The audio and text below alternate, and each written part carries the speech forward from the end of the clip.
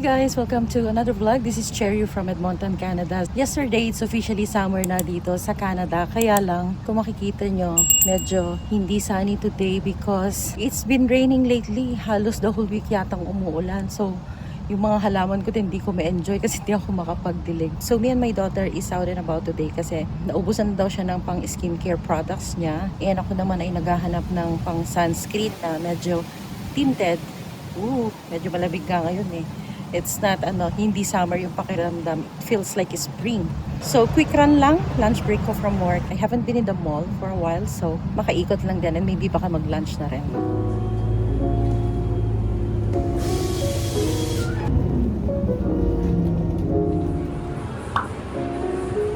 So, we're here at the mall.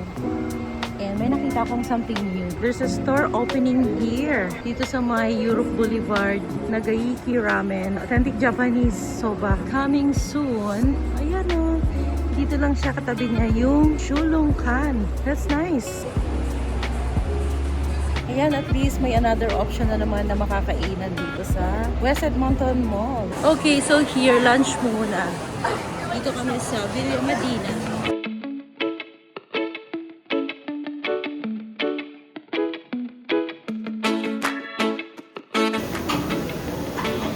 Chicken and beef shawarma for lunch.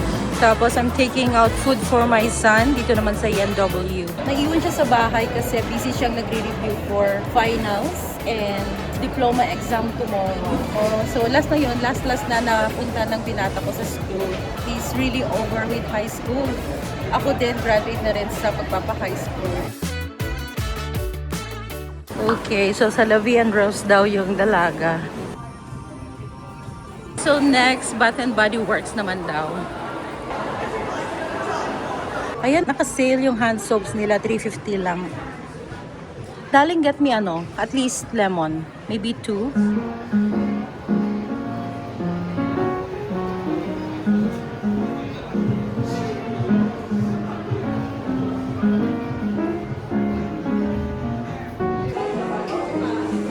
Okay, next, Kiyoki naman. Okay, so here, I'm looking for sunscreen. Sana may makita akong gusto ko. Wala sila nung may tint. Yun yung hanap ko. So, siguro I'll check lang sa Sephora. So, ito lang ang nakuha ko sa sarili ko. Yung dalaga ko may mga skincare products siya. Okay, next Sephora naman. Okay kaya ito? Ano siya? Sunscreen siya with tint and hydration. Kano kaya ito? Ito siya. $59.50. Moisture Surge. Sheer Tint Hydrator. SPF 25 lang. Tapos, Universal Medium yung color. Meron ding light medium. Okay, maybe no. This one, I've been seeing online too. Try nga na natin. This one.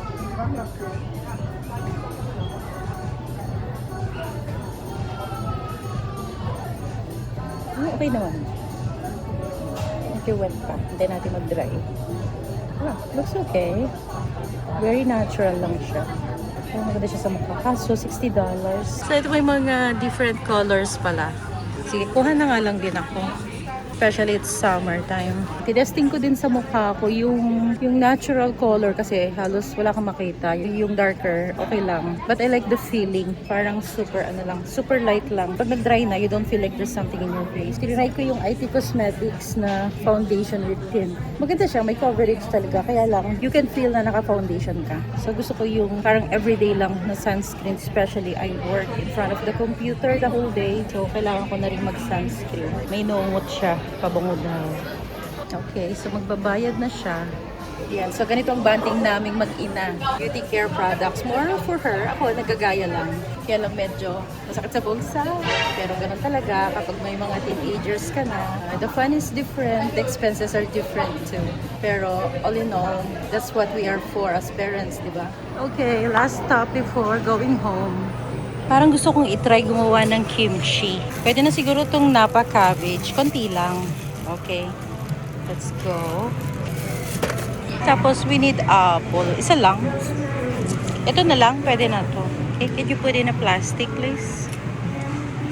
Panahon na ulit ng cherries. So, Tapos, kuha nga ako ng pang hotpot. Pag gumanda yung weather, mag-hotpot kami sa likod bahay. Kasi, $15, dating 17. Tapos yung ibang meat, magkakat na lang kami dun sa supply ng meat sa bahay. Magkakat na lang ng maninipis. And then, vegetables din.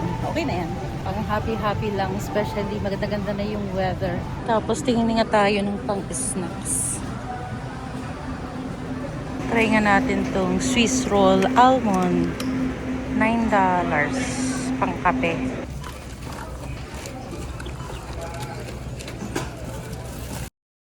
So here, I'm trying to make kimchi. This is my very first time. So ito yung cabbage na hiwa-hiwa na. So kung nakita nyo, nagpapawis na. Ano na to na asinan. I just need to rest for siguro 1.5 hour to 2 hours. Tapos ito na yung mga ibang ingredients. So ito, fresh na ihahalo later dito sa cabbage. Pero yung para sa seasoning niya, garlic, ginger, siguro kalahati lang itong apple. Tapos itong Korean chili powder. Tapos dagdagan ko na lang siguro ng konting soy sauce and then sugar and then blend na lang kung kailangan pa ng salt. Pero ito later kailangan tong hugasan. Tanggalin lahat as much as possible yung salt. Tapos titimplahin na lang later on. Yeah, it's my first time to do. Sana maging successful.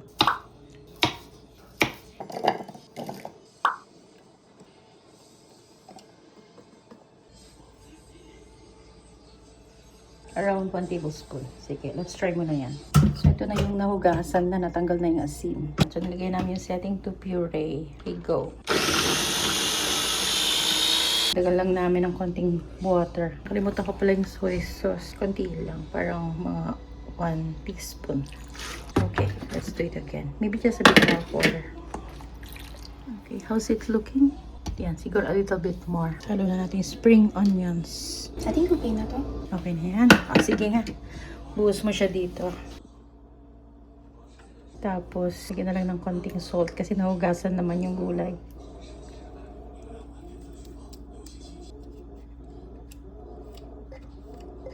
Tama-tama lang yung anghang niya. Hindi masyado. Salt. And then, some sugar. Okay, mix natin. Use this spatula na lang kasi spicy. And then, let's taste after. It's a bit sweet. What about the saltiness? I can taste it. Tama lang? You like na the timpla? Okay, let's try. Try natin nga. Kaya, pinapak na yan ang pinapak. Sarap. Gusto ko ng kimchi kapag yung freshly made. Kasi crunchy. Ay! Malaglag. Spicy lang. A little bit more salt. Okay na. Saltiness na lang. Try. How's it? Pwede na. Okay na. Patry ko nga. Tama-tama na. I like it. Tapos, lipat na lang natin dito. Lagay sa ref. And then, maybe the best time to eat a day after or 2. Mukhang hindi na to abutin ng 2 days. Kasi kinain na niya. Kinakain na niya. So, this is our first homemade kimchi. Successful naman siya. And now, here's my problem with planting. Kasi parang, it's like opening the floodgates. Meron na naman akong additional plants. Bumili ako ng strawberries, another pepper. Tapos naisipan kong maglagay ng flowering plants. This is petunia dito sa my deck. Yan. Tapos yung kapitbahay, kanina binigyan lang kami ng patubong kamatis. Galing daw to sa Pinas eh. And then it's been raining lately. Ang laki na neto. Pati ito lumaki. Ito konti lang. Yun lumaki na ng konti. Yan. Tapos nagpapagawa ko ng additional bed. So, dito na lang siguro. Para sa mga additional plants. Kasi ito, nagpatubo ako ng carrots from kitchen scrap lang. Ayun, yung pinagputulan. Isang linggo na to. Ganyan nakadami yung tumubong ugat in 1 week. Tapos, nagtaasan na yung mga dahon niya. Ready for transplanting na rin to.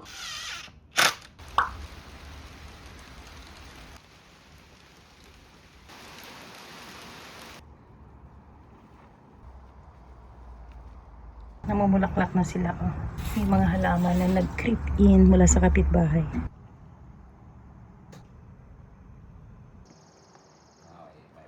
Okay, so ito na. Kinakargahan na namin ng lupa. Maliit lang siya. Siguro kasya na 2 kamatis. Tapos yung mga sweet pea dito sa kakalahati. Ito, 3 carrots. Tatanim na namin. Ito.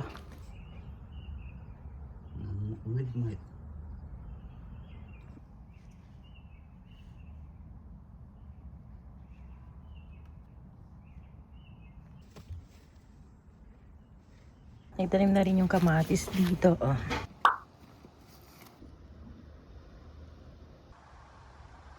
Or gusto mong pag halos magkatayo para may space ka pa dito. Wala na. Okay na yan. Just lagyan mo na lang later on ng trellis.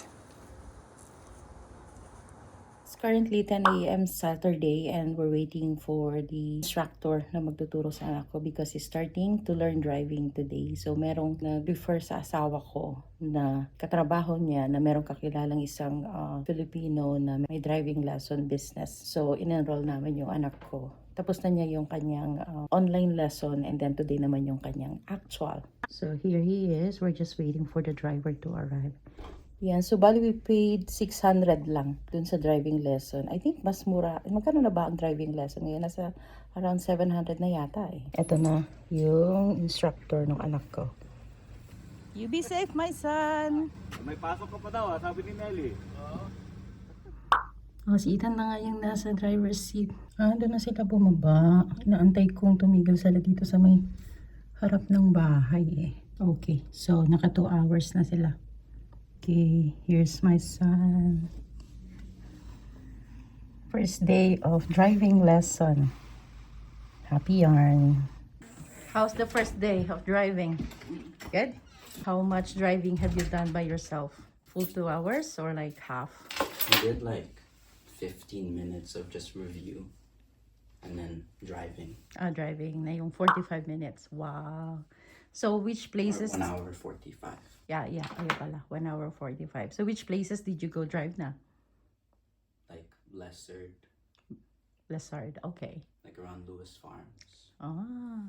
So within the houses, residentials, ganyan. Did you go to Costco? No. No parking lessons yet? No. Wala pa. No highway yet? Wala pa. Okay. It's cool.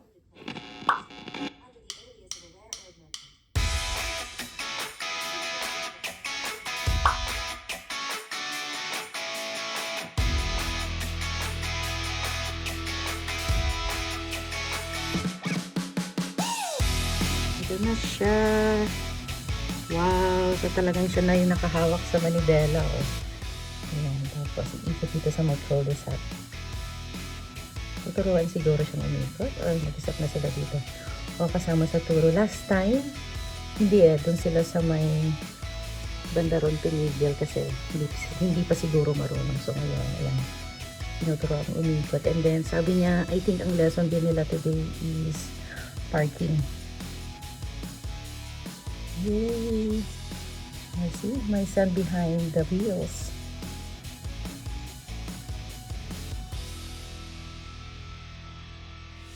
Actual driving lesson by Pinoy Driving School. Ito na siya. He's home. How's the second day? Good. Good. What did you do today? Highway. Yeah, of course, driving. Like, what's new for today? Highway and downtown. You did highway? Saan ka nagpunta? I think Henday? Yo, Hyundai. Did he teach you parking today? No. Ano? It was more like roundabout. Roundabouts. So Roundabout, highway, downtown. you went to downtown? Wow. And like winding roads. And winding roads. Okay. So were you behind the wheel for the whole 2 hours? Mm. Oh, nice. How confident are you now? Were you scared in the highway? Not really. You weren't? Talaga? It's just that the speed is more sensitive if you don't have like cruise control. Oh, talaga. Okay. Where did you go? Did you also go to White Mud? Mm. So how much are you running? Like 80, 100? Why are you 10 more than the allowed na? No, there was 90 on a specific part. May mga partner ba na 90? The for White Mud? Pretty sure. Pretty sure. Okay. There Tapos, was 90 and 80. how does it feel driving at 100 for the Hyundai? Had fun? More fun the highway than the normal road? Yeah. Ah! And we also went to High Level. Oh, the high level bridge. Okay, so you passed through there. Tapos downtown, one way in downtown. Did he teach you anything special if, say, the roads are one way? Like how to transition between like one way to two way, two way to one way. That's nice. Really nice. Okay. Yeah, kailan daw next schedule niya? weekend. Next weekend again. Okay, that's nice.